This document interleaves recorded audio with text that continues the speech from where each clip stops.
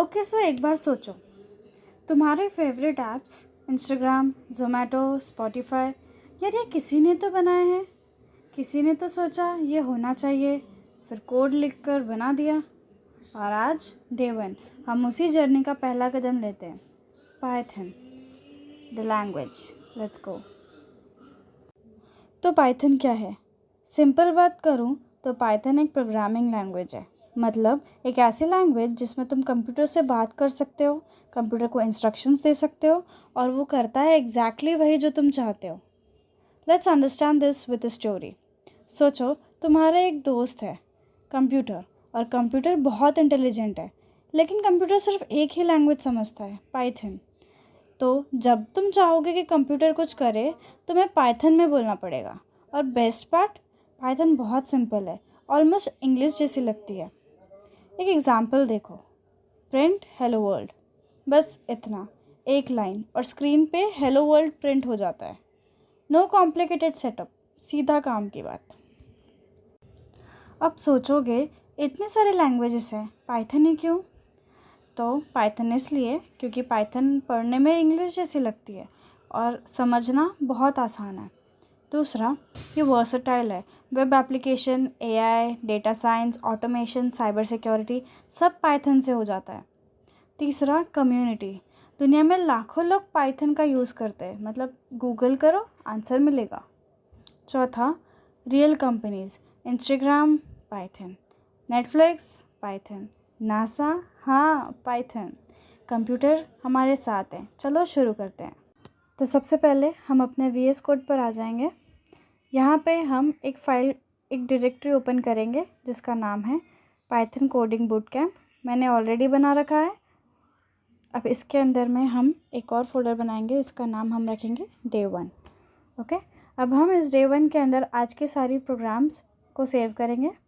हम यहाँ पे बनाते हैं एक न्यू फाइल, इसका नाम हम रखते हैं first programme .py, firstprog.py।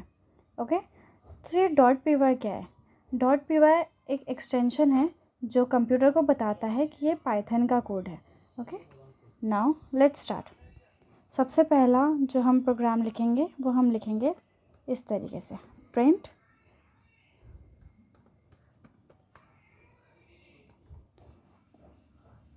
Braces open करेंगे, ब्रेसेस के अंदर हम डबल कोटेशंस लगाएंगे। अब इसके अंदर हम लिखेंगे hello world. Okay, hello world जो होता है ये हम बेसिकली स्टार्ट जब करते हैं प्रोग्रामिंग तो हम सबसे पहले हेलो वर्ल्ड लिखते हैं। आप इसके अंदर कुछ भी लिख सकते हैं, यहाँ आप अपना नाम लिख सकते हैं या आप जो चाहें वो लिख सकते हैं। गुड मॉर्निंग लिख सकते हैं, ग्रीटिंग्स लिख सकते हैं, या जो आप चाहें वो लिख सकते हैं, any kind of text. Okay, so हमने ये प्रोग्राम को सेव कर लिया है। अब हम इसे रन करेंगे। जैसे ही हमने रन किया, यहाँ पे हेलो वर्ल्ड प्रिंट होकर आ रहा है। तो ये हमारा पहला प्रोग्राम एग्जीक्यूट हो चुका है।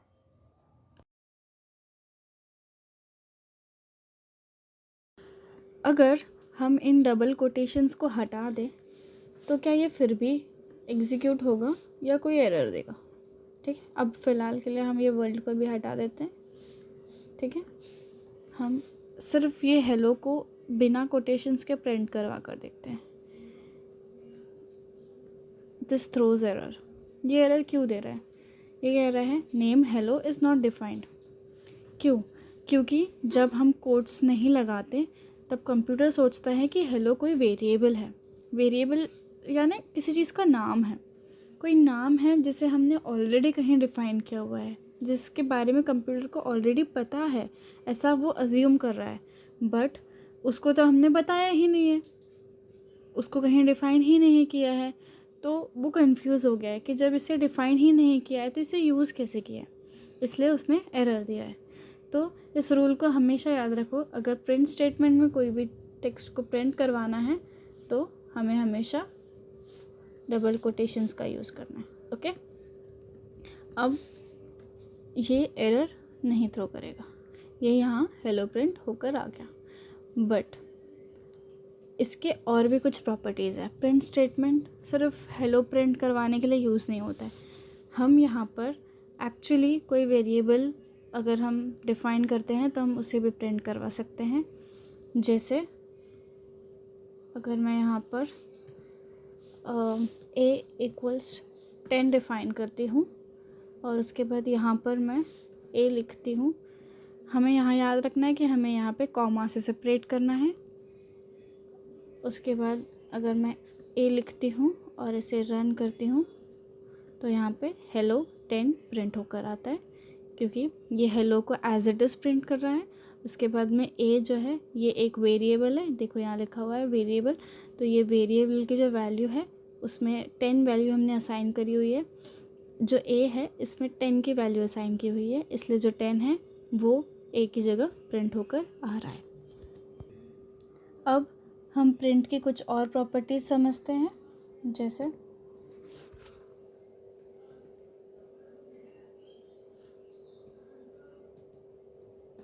हम इसे कॉमा से सेपरेट करके भी दो वर्ड्स को प्रिंट करवा सकते हैं।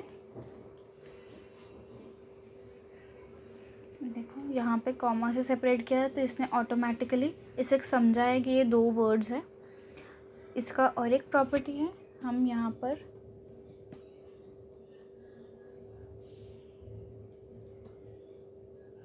प्लस से भी प्रिंट करवा सकते हैं, बट जब हम प्लस से प्रिंट करवाते हैं तो दोनों वर्ड्स जॉइन हो जाते हैं इस तरह।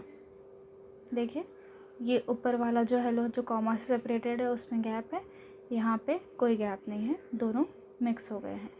ऐसा क्यों? क्योंकि जो प्लस है इसने ये दोनों को मर्ज कर दिया है, कॉन्कैटिनेट कर दिया है, मर्ज कर दिया है, दोनों को एक ही वर्ड समझा है, इसलिए ये यहाँ पे स्पेस नहीं आया। तो ये भी एक तरीका होता है मर्ज करने का और प्रिंट करवाने का, और इससे हम दो सेपरेट स्ट्रिंग्स को प्रिंट करवा सकते हैं। कॉमा ऑटोमेटिकली ये चीज़ समझ जाता है कि ये दो चीज़ें सेपरेट है, तो उन्हें वो सेपरेटली प्रिंट करवाता है। ओके। कमेंट्स क्या होता है? कमेंट्स एक ऐसी चीज़ होती है जो कंप्यूटर इग्नोर करता है, वो सिर्फ डेवलपर्स के लिए होता है, कोडर्स के लिए होता है। ओके, उसके लिए हम इस तरीके से कमेंट्स लिखते हैं।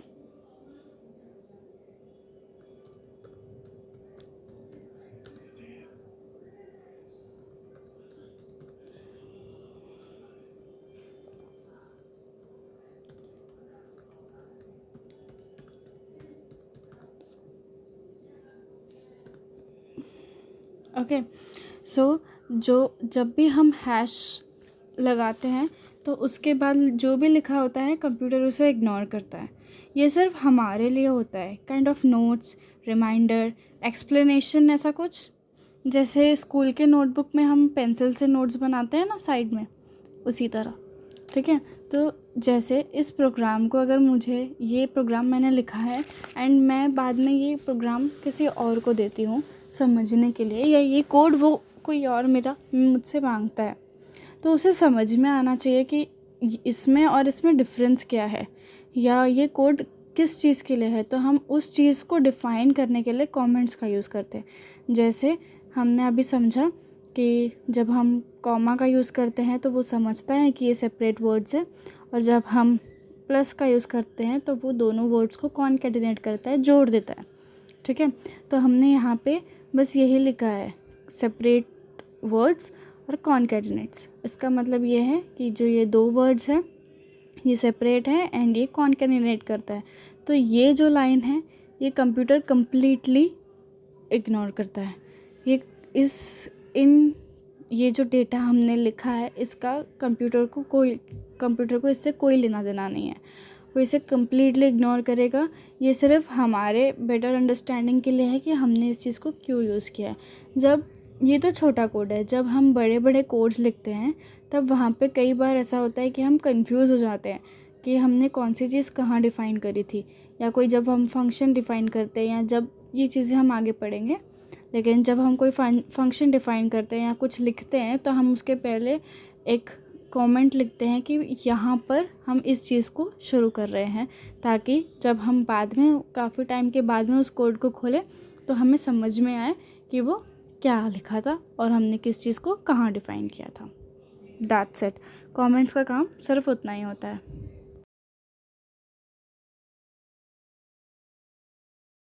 ओके, अब एक न्यू कैरेक्टर इंट्रोड्यूस करते हैं, वेरिएबल्स। सोचो तुम्हारे घर में एक डब्बा है, एक डब्बा, उसमें लिखा है सॉल्ट। उस डब्बे में तुम नमक रखते हो। जब भी तुम्हें नमक की ज़रूरत होती है तुम उस डब्बे को उठाते हो, उसमें से नमक का यूज़ करते हो। वेरिएबल एग्जैक्टली यही होता है। It is like a container, या वो एक नाम है जिसमें हम वैल्यूज़ को स्टोर करते हैं। तो जैसे नमक जो है वो वैल्यू है और जो डब्बा है वो वेरिएबल है। पाइथन में जब हमें कोई वैल्यू स्टोर करनी होती है तो हम एक वेरिएबल बनाते हैं। जनरली हम वेरिएबल का नाम उसी तरह रखते हैं जिस टाइप का वैल्यू हम उसमें स्टोर करने वाले होते हैं। फॉर एग्ज़ाम्पल, अगर हमें किसी का नाम स्टोर करवाना है तो हम वेरिएबल का नाम नेम रखेंगे। नेम के अंदर हम वैल्यू स्टोर करेंगे, जैसे राहुल। तो जब भी हमें राहुल इस वैल्यू की नीड होगी तो हम नेम इस वेरिएबल से उसका एक्सेस करेंगे। पाइथन में वेरिएबल बनाते टाइम डेटा टाइप डिफ़ाइन नहीं करना होता है। पाइथन ऑटोमेटिकली वैल्यू को देखते हुए वेरिएबल का डेटा टाइप आइडेंटिफाई कर लेता है। पाइथन में 4 बेसिक टाइप्स होते हैं। पहला स्ट्रिंग, मतलब टेक्स्ट। जो भी टेक्स्ट हम डबल कोटेशन के अंदर लिखते हैं और उसे किसी वेरिएबल को असाइन करते हैं तो वो एक स्ट्रिंग वैल्यू हो जाती है, जो भी हम डबल कोटेशन या सिंगल कोटेशन के अंदर स्टोर करते हैं। स्ट्रिंग के लिए डबल कोटेशन या सिंगल कोटेशन यूज़ करना सबसे ज़रूरी होता है। दूसरा इंटीजर, मतलब होल नंबर। ऐसे नंबर जिसमें डेसिमल वैल्यूज़ नहीं होती है उन्हें इंटीजर कहते हैं, लाइक 10, 20, -5, -2 एट्सेट्रा। याद रहे, अगर हम कोई भी इंटीजर वैल्यू या कोई भी फ्लोटिंग वैल्यू या कोई भी बूलियन वैल्यू को डबल कोटेशन के अंदर लिखते हैं तो पाइथन उसे स्ट्रिंग समझता है, ना कि इंटीजर, फ्लोट या बूलियन। तीसरा है फ्लोट। फ्लोट मतलब डेसिमल नंबर्स। फ्लोट एक ऐसा डेटा टाइप्स है जो डेसिमल वैल्यूज़ को स्टोर करता है। For example 9.5, 10.5, 1.0 etcetera. ये फ्लोटिंग वैल्यूज़ है। चौथा बूलियन। बूलियन में सिर्फ 2 वैल्यूज़ होती है, आइदर ट्रू और फॉल्स। बूलियन लिखते समय ट्रू और फॉल्स का टी और एफ कैपिटल होना ज़रूरी है। बूलियन में सिर्फ 2 पॉसिबिलिटीज़ होती है। जहाँ बाइनरी लॉजिक लगता है वहाँ हम बूलियन का यूज़ करते हैं। जब भी हम प्रिंट स्टेटमेंट के अंदर कोई भी डिफाइंड वेरिएबल का यूज़ करते हैं तो वो उस वैल्यू को प्रिंट करता है जो उस वेरिएबल के अंदर स्टोर्ड है। बेसिकली हम सबसे पहले एक वेरिएबल बनाते हैं, उसमें वैल्यू को स्टोर करते हैं एंड उस वेरिएबल के थ्रू उस वैल्यू को एक्सेस करते हैं। That's it. That's all about variable. Let's move to the code. Now let's understand how to write variables in Python. हम सबसे पहले समझेंगे स्ट्रिंग्स को। फॉर एग्ज़ाम्पल, अगर मुझे कोई नाम स्टोर करना है तो सबसे पहले हम एक वेरिएबल बनाएंगे called as name, where we will assign the value Rahul. So the Rahul here is the value and name is the variable. Okay, let's print this. Print name. Save this and now run it. Now you can see the output Rahul is printed. यहाँ हमने already एक variable assign करा हुआ है जिसे हमने एक value दी है राहुल। तो जब हम प्रिंट स्टेटमेंट के अंदर में उस नेम को लिखते हैं तो यहाँ पे name is not a string, it's a variable that has been printed. Okay, so we are accessing the value Rahul using the variable name. Now the second one is integer. So सबसे पहले हम एक वेरिएबल बनाएंगे. For example a equals 10. So the variable a stores the value 10. Now we will print a. Okay. Now let's save this and run the code. Now you can see the value 10 has been printed as output. Now we will understand what is a float. Okay, so if we assign a value 10.0, even if it is 0 after the point, it's still a floating value. Now we will print p. Save this.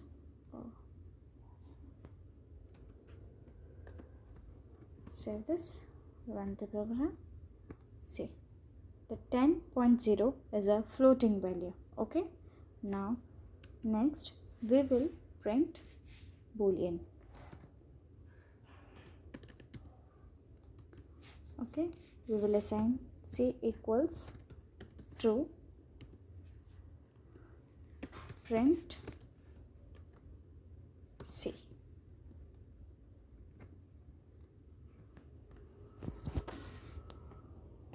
See, we get the value true.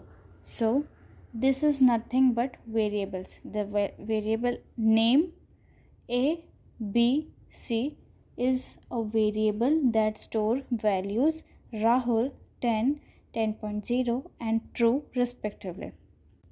Okay, but this is just printing what I have typed, right? अगर मुझे actually check करना है कि इसकी value क्या है तो वो हम इस तरह से कर सकते हैं. For example print with in this हम एक फंक्शन यूज़ करेंगे टाइप, जो डेटा टाइप आइडेंटिफाई करता है वेरिएबल्स का. ओके, अगर हम टाइप के अंदर नेम लिखते हैं एंड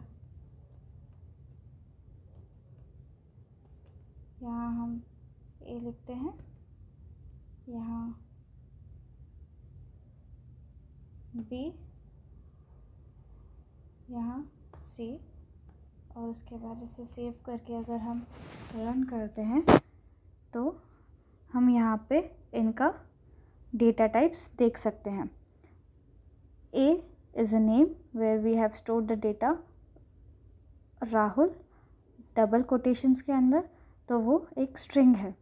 ओके, हमने यहाँ पर ए में 10 स्टोर करवाया है which is an integer. Okay, यहाँ हमने बी में 10.0 स्टोर कराया which is a floating value, a float. And हमने यहाँ सी में ट्रू स्टोर करवाया है which is a boolean value. So this is how we introduce variables in Python. Okay, let's move to the next topic, Python basic syntax. Python का एक rule है जो दूसरे लैंग्वेजेस से थोड़ा अलग है, इंडेंटेशन. मतलब पाइथन को स्पेसेस और टैब से बहुत फ़र्क पड़ता है. अभी के लिए बस इतना समझ लो, एक स्टेटमेंट एक ही लाइन में होनी चाहिए, और किसी भी स्टेटमेंट में कोई भी रैंडम स्पेस स्टार्टिंग में पाइथन को कंफ्यूज कर देती है. पाइथन में every space matters, so putting random spaces makes Python confused and it gives you an error. And unlike other programming language, Python में sentence के end पे semicolon नहीं लगता है. And the most important thing is Python is case sensitive. मतलब Python में small letter वाला name और capital letter वाला name दोनों ही अलग है. Python दोनों को अलग से ट्रीट करता है, दोनों को अलग वेरिएबल समझता है. Now let's see what input function is. अब तक कंप्यूटर से सिर्फ एक तरफा कम्युनिकेट कर रहे थे. Now we will do it both ways. Input function एक ऐसा फंक्शन है जो प्रोग्राम को रोकता है, यूज़र से इनपुट लेता है और उस इनपुट को स्टोर करता है. इस इनपुट को हम किसी वेरिएबल पे स्टोर करवाते हैं एंड अगर उसकी ज़रूरत होती है तो हम उस वेरिएबल के थ्रू उस डेटा का एक्सेस करते हैं जो इनपुट यूज़र ने दिया है. This is an interesting function, but it has a very important thing. Input function always returns a string value. So even if we enter integer, float or boolean, it will always return a string value. So हमें यहाँ पे type conversion करना होता है. Now what is type conversion? Type conversion is a function where we take any kind of input, returns it in a desired output. For example, अगर हमें integer value चाहिए from input function, तो हम int function के अंदर input function को लिखेंगे जिससे इसका रिटर्न टाइप integer हो जाएगा. अगर हमें float चाहिए तो हम float function के अंदर input function लिखेंगे तो रिटर्न टाइप float में कन्वर्ट हो जाएगा. अगर हमें boolean चाहिए तो हम bool लिखकर इनपुट लेंगे तो वो boolean में कन्वर्ट हो जाएगा. That's how type conversion works. Okay, now let's move to the coding part.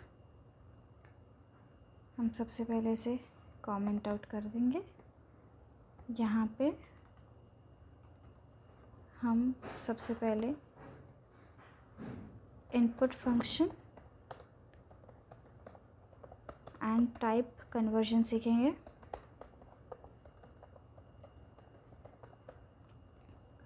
तो सबसे पहले इनपुट फंक्शन का कैसे यूज़ करते हैं. अगर हमें यूज़र से कोई इनपुट लेना है, फॉर एग्ज़ाम्पल अगर हम यूज़र से उनका नाम पूछना चाहते हैं तो हम सबसे पहले एक वेरिएबल बनाएंगे नेम इक्वल्स इनपुट फंक्शन के अंदर हम यहाँ पे लिख देंगे एंटर योर नेम. उसके बाद में नेक्स्ट लाइन में हम प्रिंट करवा रहे होंगे नेम को. ओके, ये हो गया है. हम इसे सेव करके इसे रन करेंगे.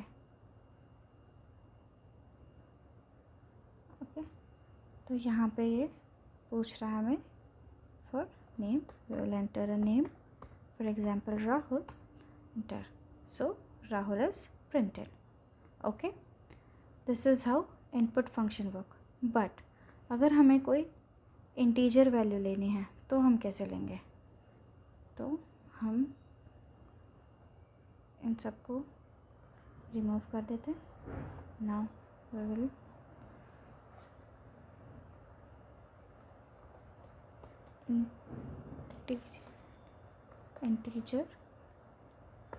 इंटीजर नाम का वेरिएबल बनाएंगे. इसके अंदर में हम int फंक्शन का यूज़ करेंगे जिसमें हम इनपुट फंक्शन लेंगे. अब यहाँ पे हम एंटर अ नंबर लिखेंगे. Now print integer. Okay, now I'll save this, run this.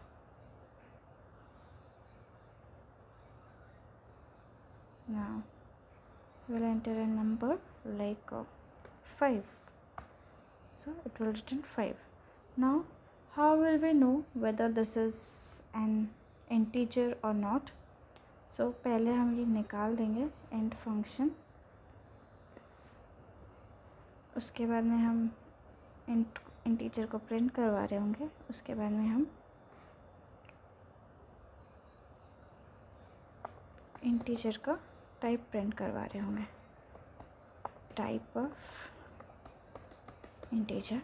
Now will save this, will run this. You can see if I enter 5,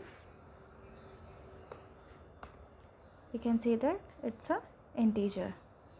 It's a string, not an integer. Okay, now अगर हम यहीं इसकी जगह यहाँ पे int function का use करते हैं तो now this will return as integer.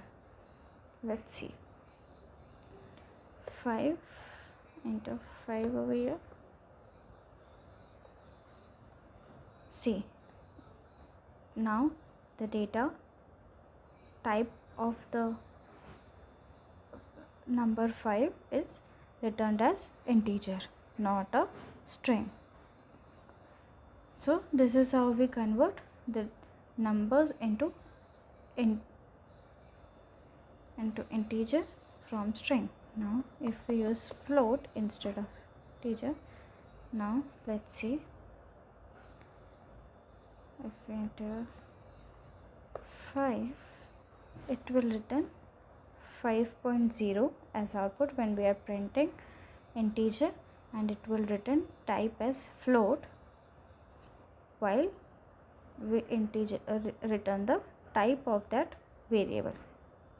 Okay, now this is how we convert data type, and this is how conversion of string is done into different type of data types.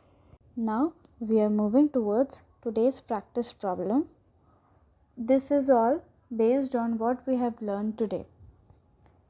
तो हमारा पहला problem है create the user.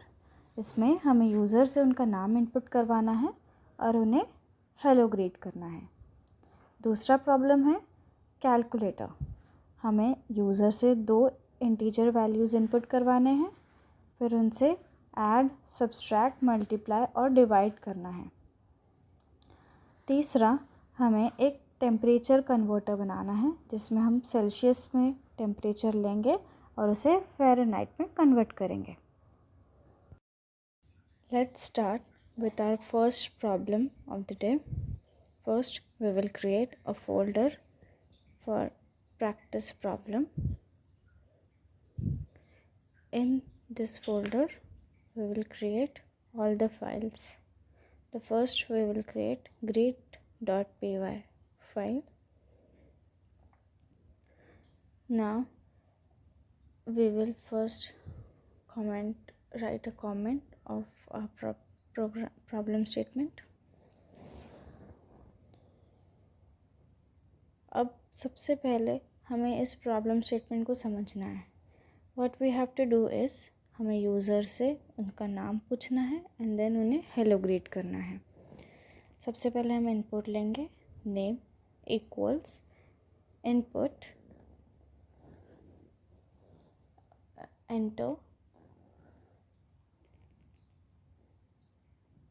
your name. Now enter print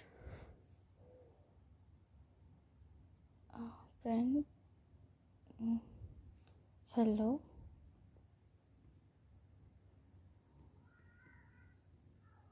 comma name.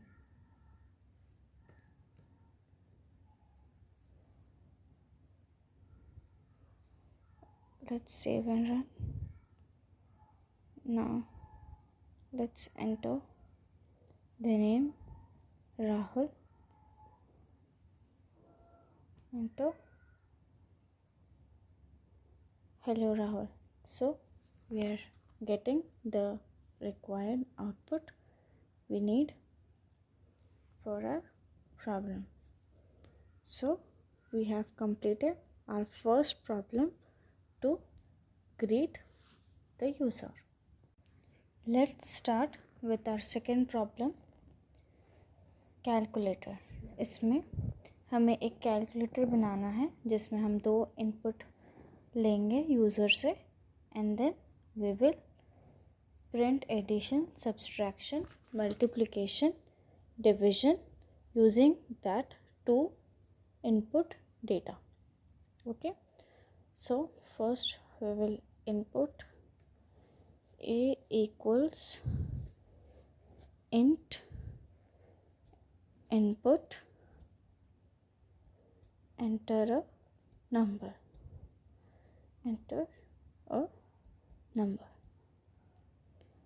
Next we will copy this for b.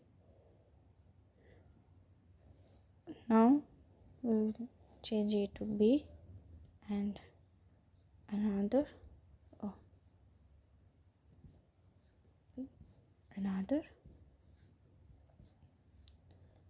Now let's print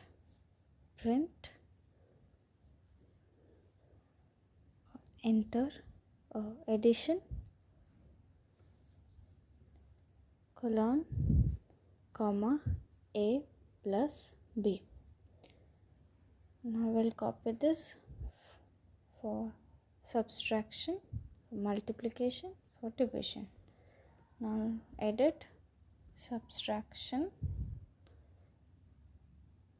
multiplication and division. Also change the operations, so minus asterisk. Okay, we use asterisk for multiplication, remember that, and / for division. We'll save this and run. Enter 10 5.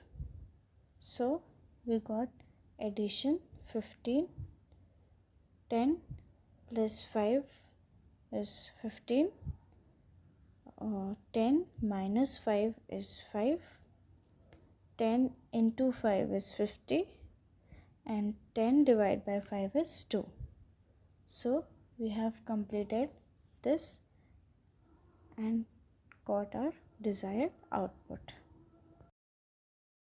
Let's start with problem 3. We'll create a file temp_converter.py. In this we have to make a temperature converter which converts the temperature from degree to Fahrenheit. Okay, so first write the problem statement. Converter. Now let's input data in Celsius. Okay, Celsius equals input enter. Okay, we will first convert this and then we'll enter the data. Enter temperature in Celsius. Okay, next step.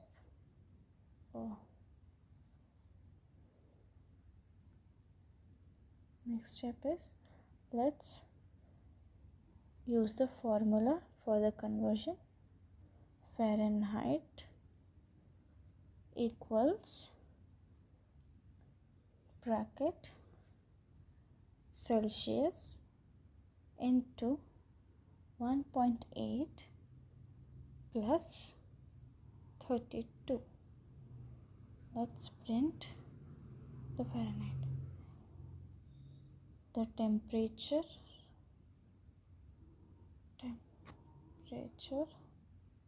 in Fahrenheit is Fahrenheit. Okay, let's save this and run.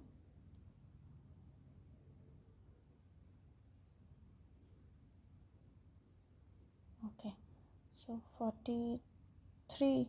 Okay, I'll enter 43. So the temperature in Fahrenheit is 109.4 degree Fahrenheit. So the temperature 43 is in Celsius and 109.4 is in Fahrenheit. Okay, so we have completed all 3 problems from our practice problems. Let's move to the mini project. We are done with the topics today. Now we will create a mini project on what we have learned today. Topic is biodata generator. Here we need to input name, age, city, profession and hobbies, and then generate a 2 to 3 line paragraph like introduction of the user. Okay, in VS Code let's create a file mini project dot py dot py. Now in this, first we will make a problem statement. We'll write a problem statement. So basically we need to make a biodata generator.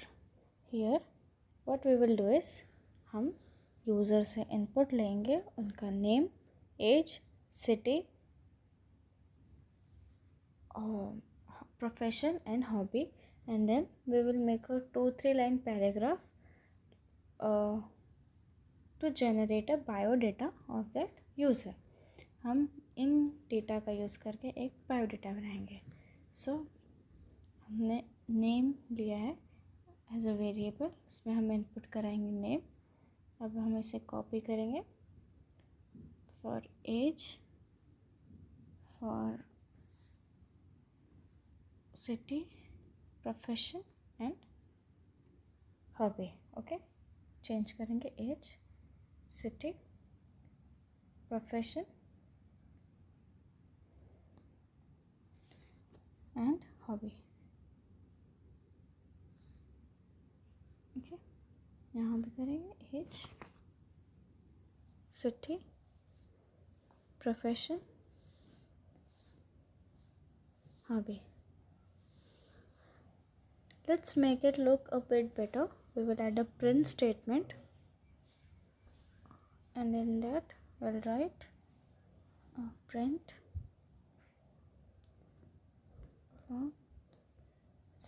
welcome to biodata generator. Now let's print the biodata. For that, what we will do is, we will use only single print statement and add all the statements to make a biodata. Hello, my name is, comma, name, comma, and I am, comma, age, comma, years old. Now for next line we will use \n and start. I currently reside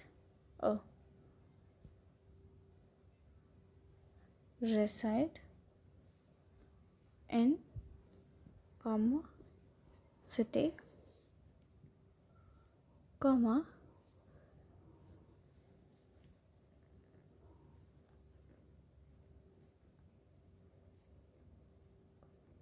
I am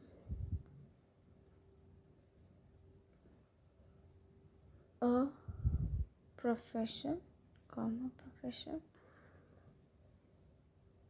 comma, by profession, and in my free time I enjoy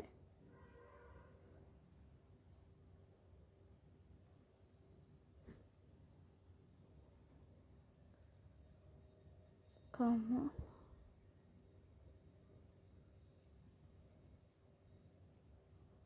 hobby, plus full stop. We are using plus, so you don't need a gap for that. We'll use 2 \n to give a proper formatting, so that after taking input it will leave 2 lines and display the run. We'll save and run. First we will enter name Rahul, age as 20, city Mumbai, teacher singing. Okay, so यहाँ तक हो गया. देखो हमारा output print हो गया है. Hello, my name is Rahul, I am 20 years old, I currently reside in Mumbai. I'm a teacher by profession and in my free time I enjoy singing. So we are done. So that's it for today. आज का हमने सारे topics cover कर लिए हैं.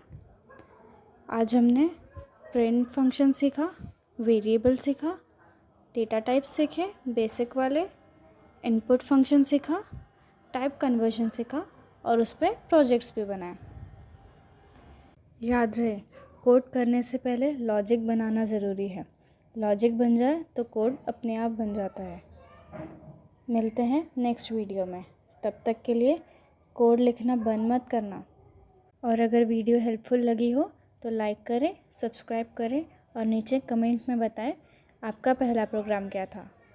सी you on day 2. Bye.